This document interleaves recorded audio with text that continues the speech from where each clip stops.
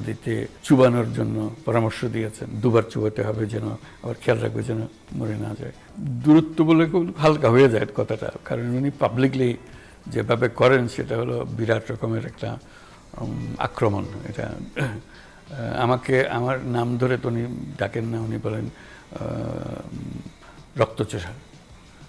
শুরু করছে ঘুষখোর সুদখোর, এটা নিয়ে আমাকে বলতেন। এখন বলছে আমি মানুষের রক্তচোষী। আমাকে উনি পদ্মা নদীতে চুবানোর জন্য পরামর্শ দিয়েছেন, দুবার চুবাতে হবে যেন, আবার খেয়াল রাখবে যেন মরে না যায়। কাজে উনি আমার উপরে সাংঘাতিক রকমের কি বলবো ক্ষোভ আমার উপরে। কেন ক্ষোভ তার আমার জানা নেই।